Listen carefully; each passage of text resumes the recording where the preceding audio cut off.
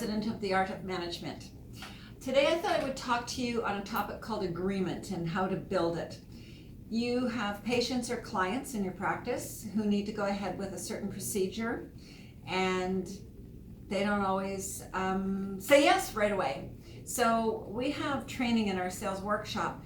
One little part I'm going to take out today is about how to build agreement with the patient.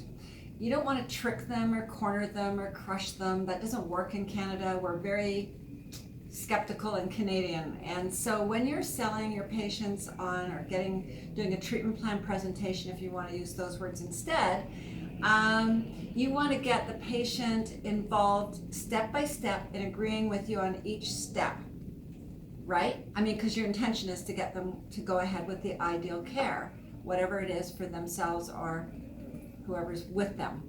So basically, there are steps that you do where you have to sort of find out what their problem is and get their agreement that they want to solve that.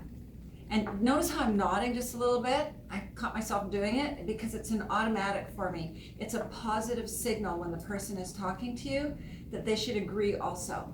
So you're finding out what they think about their problem and getting their agreement that they'd like to handle that.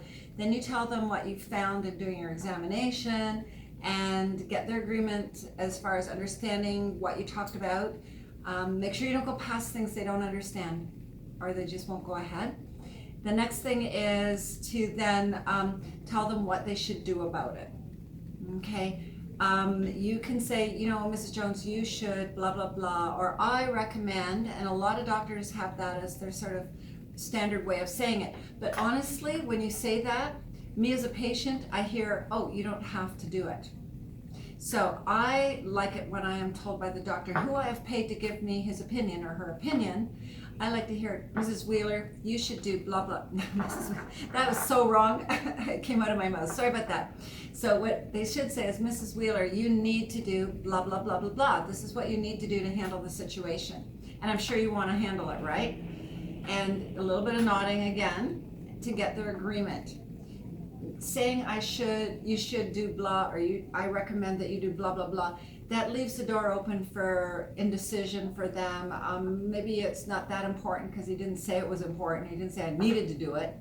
And as a patient, I used to hear that all the time and make my own decisions, which were right or wrong. A lot of the time wrong. I would choose not to go ahead with something.